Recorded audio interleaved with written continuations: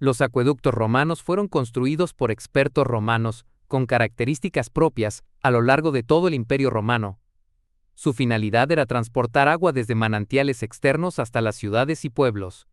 El agua de los acueductos se suministraba a diferentes lugares: termas, letrinas, fuentes y hogares privados. También se empleaba para apoyar operaciones mineras, molinos de agua, granjas y jardines. Los acueductos únicamente dejaban que se moviera por gravedad, a lo largo de un ligero gradiente de descenso global, en conductos de piedra, ladrillo u hormigón. Cuanto más pronunciado era el gradiente, más rápido era el flujo. La mayoría de los conductos eran enterrados bajo tierra y seguían el contorno del terreno, esquivando los obstáculos o con menos frecuencia, atravesando un túnel. Cuando se llegaba a los valles o las tierras bajas, el conducto se llevaba sobre puentes o sus conducciones se conectaban a tuberías de plomo, de cerámica o de piedra de alta presión. Conocían bien el principio de los vasos comunicantes y el golpe de ariete. La mayoría de los sistemas de acueductos incluían depósitos de sedimentación, que ayudaban a reducir los residuos transportados en el agua, unas esclusas y castellum aquae depósitos de distribución. Regulaban la distribución de agua en los destinos individuales. En las ciudades y pueblos, los aliviaderos de los acueductos iban a desagües y a las alcantarillas. El primer acueducto de Roma se construyó en el año 312 a.C. y suministraba agua a una fuente del mercado de ganaderos de la ciudad. En el siglo III, la ciudad tenía 11 acueductos, manteniendo una población de más de 1 millón de habitantes, con una economía extravagante. La mayor parte del agua se suministraba a los numerosos baños públicos de la ciudad. Ciudades y pueblos a lo largo del Imperio Romano emularon este modelo y financiaron los acueductos como objetos de interés público y orgullo cívico, un lujo costoso pero necesario al que todos querían y podían acceder. La mayoría de los acueductos romanos fueron fiables y duraderos, algunos se mantuvieron hasta principios de la era moderna, y los hay que todavía están en uso. Los métodos de estudio y construcción de estas construcciones fueron tratados por Vitruvio en su obra de arquitectura, siglo I a.C. El general Sexto Julio Frontino da más detalles en su informe oficial sobre los problemas, usos y abusos del suministro público de agua en la Roma imperial. Algunos ejemplos notables de la arquitectura de acueductos incluyen los pilares de apoyo del acueducto de Segovia y las cisternas de alimentación para el acueducto de Constantinopla. Antecedentes. La grandeza extraordinaria del Imperio Romano se manifiesta sobre todo en tres cosas: los acueductos, los caminos pavimentados y la construcción de los alcantarillados. Antes del desarrollo de la tecnología del acueducto, los romanos, como la mayoría de sus contemporáneos del mundo antiguo, se basaron en manantiales de agua locales, como acuíferos, complementadas por aguas subterráneas procedentes de pozos de propiedad privada o pública, y para aguas de lluvia estacionales recogidas desde los tejados dentro de depósitos de almacenamiento o cisternas.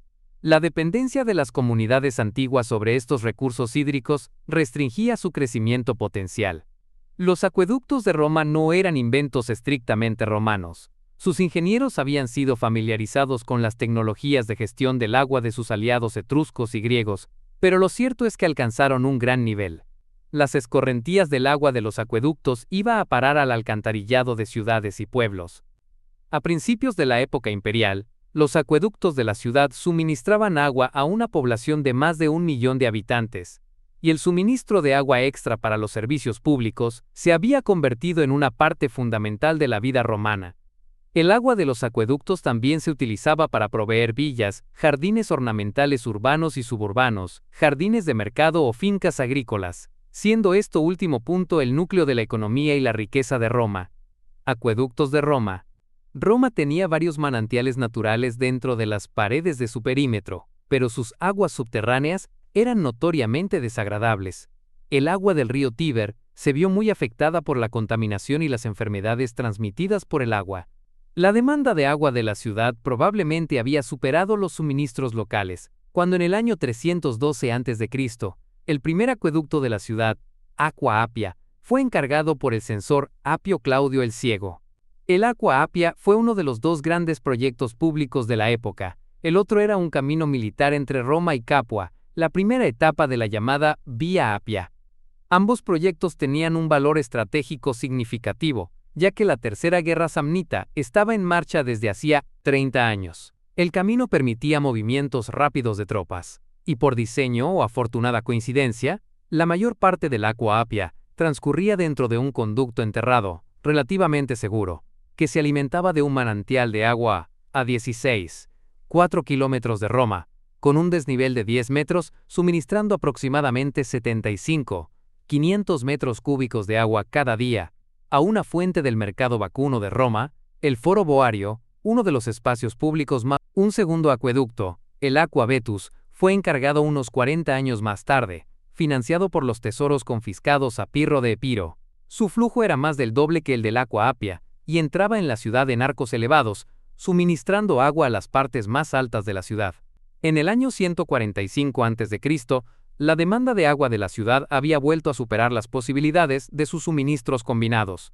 Una comisión oficial encontró que los conductos del acueducto estaban muy mal conservados, el agua se agotaba por fugas y cortes ilegales. El pretor Quinto Marcio Rex los restauró e introdujo un tercer suministro más saludable, el Aqua Marcia, el acueducto más largo de Roma, y suficientemente elevado para suministrar agua a la colina capitolina. Las obras costaron 180 millones de sestercios y tardaron 2 años en completarse. A medida que la demanda crecía todavía más, se construyeron más acueductos, incluyendo el Aqua Tepula en el 127 a.C. y el Aqua Julia en el 33 a.C. Los programas de construcción de acueductos alcanzaron su máximo en la era imperial. El reinado de Augusto promovió la construcción del Aqua Virgo y el corto conducto del Aqua Alsietina, que suministraba el lago artificial de Trastevere, con agua para luchas náuticas para así poder entretener a la población. El Aqua Augusta complementó el Aqua Marcia con agua de excelente calidad. El emperador Calígula comenzó 2 acueductos, que fueron completados por su sucesor Claudio. El Aqua Claudia, de 69 kilómetros, que dio agua de buena calidad pero fracasó en varias ocasiones, y el Anio Novus, el más alto de todos los acueductos de Roma y uno de los más fiables, pero propenso a las aguas fangosas y descoloridas, especialmente después de la lluvia, a pesar de la utilización de depósitos de decantación. La mayoría de los acueductos de Roma se tomaron de diferentes manantiales de agua del valle y las tierras altas del Anio, el actual río Aniene, al este del Tíber. Un conjunto complejo de uniones de acueductos, alimentaciones tributarias y depósitos de distribución suministraban agua a cada una de las partes de la ciudad. Trastevere, la región de la ciudad al oeste del Tíber, fue servida principalmente por extensiones de varios acueductos orientales de la ciudad, transportadas a lo largo del río por tuberías de plomo enterradas en el lecho de los puentes del río, formando así un sifón invertido. Siempre que se tenía que cerrar este suministro de crucería para trabajos de reparación y mantenimiento rutinarios, las aguas positivamente inofensivas del Aqua Alsietina se utilizaban para suministrar las fuentes públicas de Trastevere. La situación fue finalmente mejorada cuando el emperador Trajano construyó el Aqua Traiana el año 109, llevando agua limpia directamente a Trastevere desde acuíferos situados cerca del lago de Bracciano.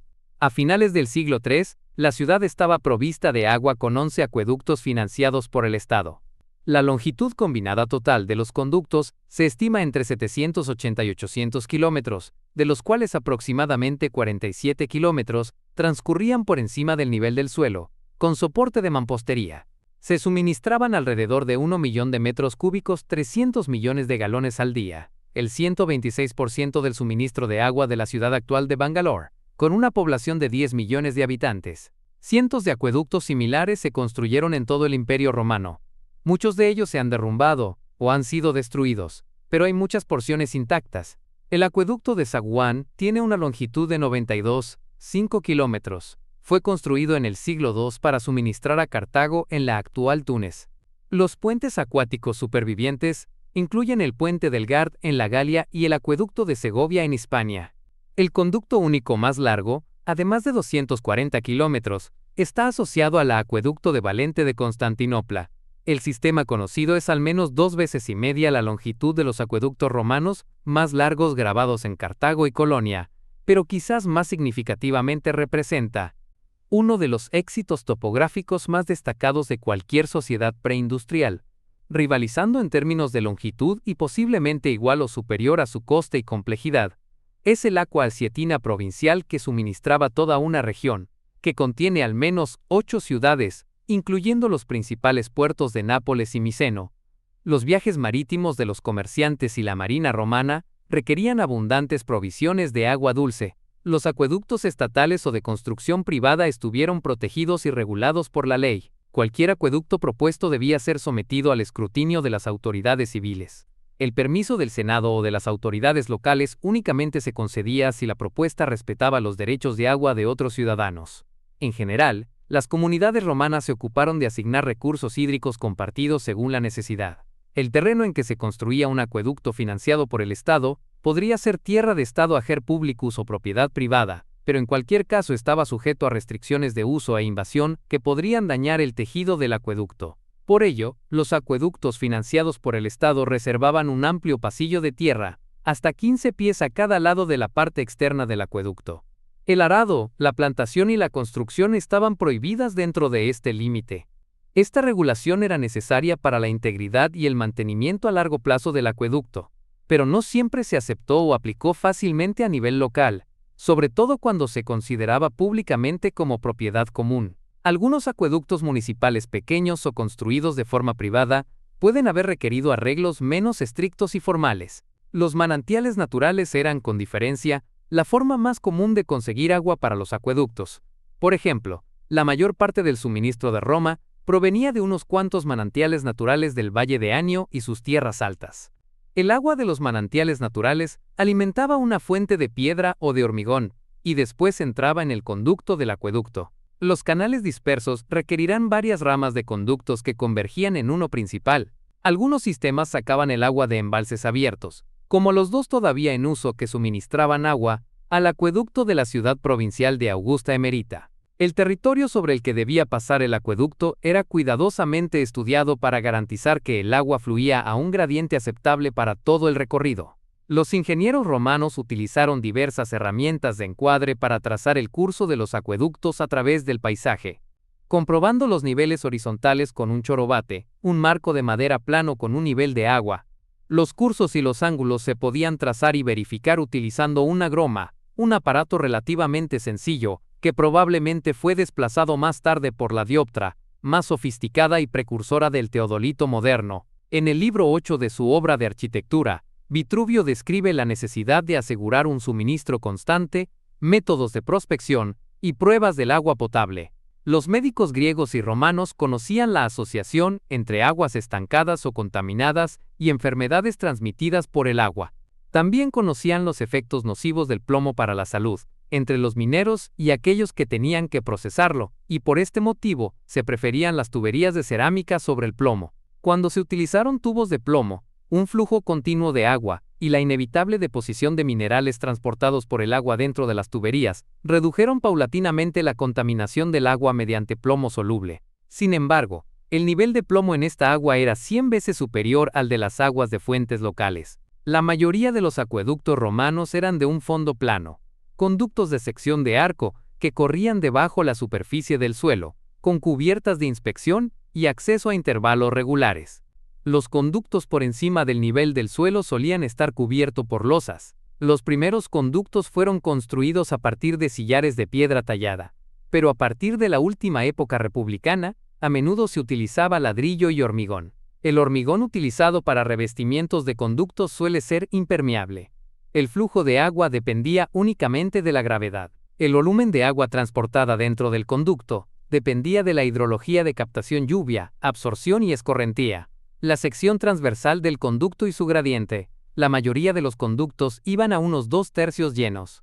La sección transversal del conducto también estaba determinada por los requisitos de mantenimiento. Los obreros debían poder entrar y acceder al conjunto, con una mínima interrupción de la red general. Vitruvio recomienda un gradiente pequeño, de una relación 1 en 4800 para el canal, presumiblemente, para evitar daños a la estructura a través de la erosión y la presión del agua. Este valor coincide bastante con los gradientes medidos de los acueductos de mampostería supervivientes. El gradiente del puente del Gard es de 34 centímetros por kilómetro, con un desnivel de 17 metros en la vertical en toda su longitud de 50 kilómetros. Podía transportar hasta 20,000 metros cúbicos de agua al día. Los gradientes de los acueductos temporales utilizados para la minería hidráulica podían ser considerablemente más grandes, como Dolaucothi en Gales con un gradiente máximo de aproximadamente 1 en 700, y las médulas en el norte de Hispania. Cuando los gradientes fuertes eran inevitables en los conductos permanentes, el canal se podía hacer bajar, ampliándolo o descargándolo en un tanque receptor para dispersar el flujo de agua y reducir su fuerza abrasiva. El uso de cascadas escalonadas también ayudaba a oxigenar el agua y así refrescarla. Algunos conductos de acueducto estaban sostenidos a lo largo de los valles sobre arcos de mampostería, ladrillo u hormigón. El puente del Gard, uno de los ejemplos supervivientes más impresionantes de un conducto masivo de muelles múltiples, atravesaba el valle del río Gardon, a unos 48,8 metros 160 metros, por encima del propio Gardon. Cuando tenían que cruzar depresiones profundas y largas, se podían utilizar sifones invertidos, en vez de los soportes con arcos. El conducto alimentaba el agua a un depósito de cabecera, que la suministraba a las tuberías. Las tuberías cruzaban el valle a un nivel inferior, con el apoyo de un puente bajo vientre, y después se elevaban a un tanque receptor a una altura ligeramente inferior. Entonces se descargaba en otro conducto, manteniendo el gradiente global. Las tuberías del sifón solían estar fabricadas con plomo soldado, a veces reforzado con recubrimientos de hormigón o mangas de piedra. Menos a menudo las tuberías eran de piedra o de cerámica, articuladas como macho-hembra y selladas con plomo. Vitruvio describe la construcción de sifones y los problemas de bloqueo, soplado y ventilación en sus niveles más bajos, donde las presiones eran mayores. Sin embargo, los sifones eran versátiles y efectivos si estaban bien construidos y bien mantenidos. Una sección horizontal de tubos de sifón de alta presión en el acueducto del Gier dejó de lado la construcción de puentes para que el río pudiera permanecer navegable, utilizando nuevas tuberías de plomo en paralelo, empotradas en hormigón. Los ingenieros hidráulicos modernos utilizan técnicas similares que permiten que los colectores y las tuberías de agua atraviesen las depresiones. En Arles, una rama menor del acueducto principal suministraba a un suburbio local a través de un sifón de plomo, el vientre del cual pasaba a través del lecho de un río, eliminando cualquier necesidad de construir un puente. Cuenca de captación del acueducto de Metz, Francia. La cubierta arqueada protege dos canales. Cualquiera de los dos se podía cerrar para su reparación mientras que el otro continuaba funcionando. Los acueductos romanos requerían un sistema integral de mantenimiento regular. Los corredores transparentes creados para proteger la red de conductos subterráneos, que eran regularmente para arados, plantaciones, carreteras y edificios ilegales. Frontino describe la penetración de los conductos por las raíces como particularmente nocivas. Los conductos del acueducto habrían sido regularmente inspeccionados y mantenidos por patrullas de trabajo, para reducir las incrustaciones de algas, reparar las infracciones accidentales, limpiar los conductos de grava y otros residuos sueltos, y eliminar las acreciones de carbonato de calcio en los sistemas alimentados por fuentes de agua dura. Los puntos de inspección y acceso se suministraron a intervalos regulares en los conductos estándar y los enterrados. La acreción dentro de los sifones podrían reducir drásticamente los niveles de flujo, debido al diámetro ya estrecho de sus tubos. Algunos tenían aberturas selladas que podrían haber sido utilizadas como ojos de rodadura, posiblemente usando un dispositivo de tracción. En Roma, donde el suministro de agua dura era la norma, la tubería de la red eléctrica estaba poco enterrada bajo los bordillos de la carretera, para facilitar el acceso. La acumulación de carbonato de calcio en estas tuberías tuvo necesidad de su reemplazo frecuente. Los acueductos se encontraban bajo la atención general y administración de un comisario de agua. Era una cita de alta calidad y alto perfil.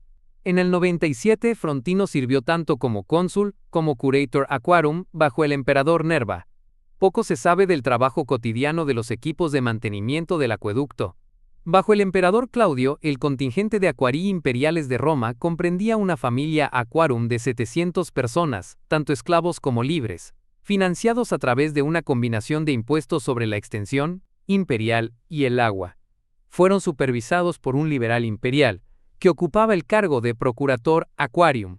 Su trabajo era una rutina interminable de patrulla, inspección y limpieza, puntuada por emergencias ocasionales. El cierre completo de cualquier acueducto para el servicio habría sido un acontecimiento extraño, lo más breve posible, con las reparaciones que se hicieron preferiblemente cuando la demanda de agua era la más baja, que era probablemente por la noche. El suministro de agua podría cerrarse en su salida del acueducto cuando se necesitaban reparaciones pequeñas o locales, pero el mantenimiento y la reparación sustanciales del conducto en sí mismo requerían la desviación total del agua en cualquier punto aguas arriba o en la propia fuente.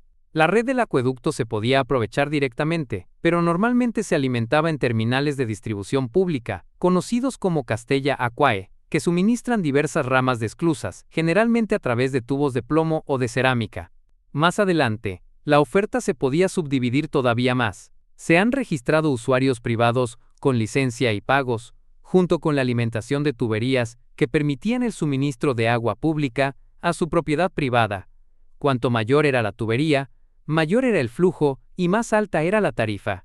La manipulación y el fraude para evitar o reducir el pago eran habituales. Los métodos incluían instalación de puntos de venta no autorizados, puntos de venta adicionales y el alargamiento ilegal de las tuberías de plomo, cualquiera de los cuales podía implicar el soborno o la connivencia de oficiales o trabajadores del acueducto sin escrúpulos.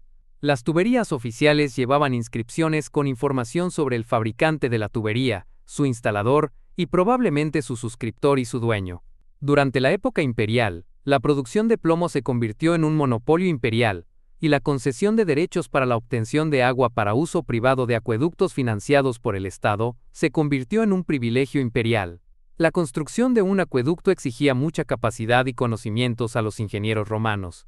Ocasionalmente se sufrían problemas por la mala calidad del trabajo en proyectos de gran envergadura, como atestiguó Sexto Julio Frontino, oficial jefe de los recursos acuíferos de la ciudad de Roma, quien escribió: "Ninguna construcción exige mayor cuidado en su construcción que la que va a contener agua. Por eso hay que supervisar todos los aspectos de su proyecto a conciencia, procediendo estrictamente según las normas, que todo el mundo conoce, pero únicamente unos pocos siguen realmente". Coste. Considerando la cantidad de agrimensura, construcción subterránea y alicatado necesario, una construcción del tamaño de un acueducto no podía construirse de una sola vez. Por ello, los ingenieros dividieron la construcción total en zonas separadas. Gracias a la investigación arqueológica, han podido determinarse las fronteras de estas zonas de construcción. Por un acueducto de 15,000 pies romanos, de largo 4.400 metros modernos. También se ha podido demostrar que la agrimensura se realizó independientemente de la construcción, lo que actualmente es la norma en los grandes proyectos de construcción. Para cada metro de acueducto debían excavar aproximadamente de 3 a 4 metros cúbicos de tierra, al que seguían unos 5 metros cúbicos de hormigón y ladrillo, más 2 metros cúbicos de sellado con escayola. El coste completo en mano de obra se estima en unos 475,000 hombres día, lo que con unos 180 días posibles de construcción al año, según las condiciones meteorológicas, haría que unos 2.500 trabajadores hubieran necesitado 16 meses para finalizarlo.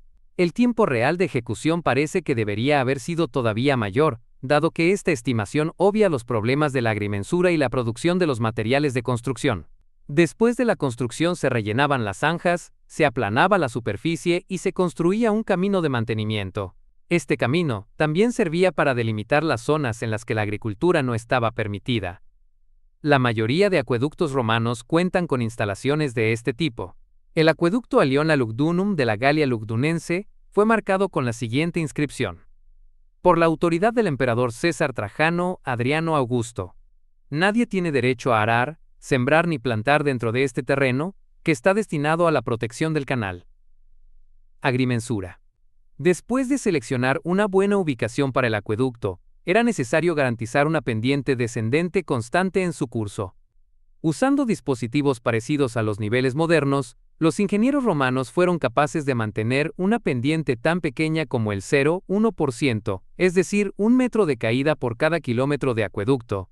Además de la pendiente, era necesario que las diversas secciones de construcción pudieran ser unidas, mientras se seguía manteniendo una pendiente descendente constante.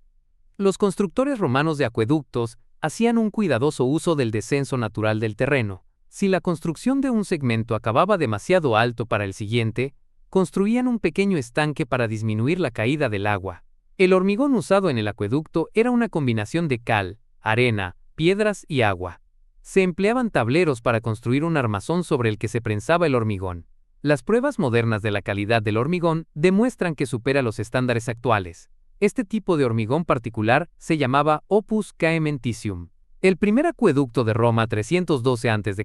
descargaba a muy baja presión y a un ritmo más o menos constante en el Foro Boario, el principal centro de comercio y mercado de ganado de la ciudad, probablemente en una serie de abrevaderos o cuencas en cascada de bajo nivel, el superior para uso doméstico, el inferior para el ganado que se comercializaba allí. La mayoría de los romanos habrían llenado cubos y jarras de almacenamiento en las cuencas para el agua de sus habitáculos. Los más acomodados habrían enviado esclavos para realizar la misma tarea. La elevación del desagüe era demasiado baja para ofrecer a cualquier hogar o edificio de la ciudad un suministro directo. El desbordamiento drenó hacia la alcantarilla principal de Roma y de ahí al Tíber. En esta época, Roma no tenía baños públicos. Los primeros se construyeron probablemente en el siglo siguiente, basándose en los precursores de la vecina Campania. Un número limitado de baños privados y pequeños baños públicos en las esquinas de las calles habrían tenido un suministro privado de agua, pero una vez que el agua del acueducto fue trasladada a las elevaciones más altas de la ciudad, se construyeron grandes y bien equipados baños públicos en toda la ciudad, y se suministró agua potable a fuentes públicas a alta presión. Los baños y fuentes públicas se convirtieron en rasgos distintivos de la civilización romana, y los baños en particular se convirtieron en importantes centros sociales. La mayoría de los romanos urbanos vivían en bloques de pisos de varias plantas insulae. Algunos bloques ofrecían servicios de agua, pero únicamente a los inquilinos en los pisos inferiores más caros. El resto habría sacado el agua gratis de las fuentes públicas. Agricultura. Entre el 65 y el 90% de la población del Imperio Romano estaba involucrada en alguna forma de trabajo agrícola. Los agricultores cuyas villas o fincas se encontraban cerca de un acueducto público podían extraer, bajo licencia, una cantidad determinada de agua del acueducto para el riego de verano en un momento predeterminado. Esto tenía por objeto limitar el agotamiento del suministro de agua a los usuarios que se encontraban más abajo en la pendiente, y ayudar a garantizar una distribución justa entre todos, en el momento en que el agua era más necesaria y escasa. El agua era posiblemente la variable más importante en la economía agrícola del mundo mediterráneo. Las fuentes naturales de agua de la Italia romana, manantiales, arroyos, ríos y lagos, estaban distribuidas de forma desigual en los terrenos, y el agua tendía a escasear cuando más se necesitaba, durante el cálido y seco período vegetativo del verano. Columela recomienda que toda granja contenga un manantial, un arroyo o un río, pero reconoce que no todas las granjas lo tenían.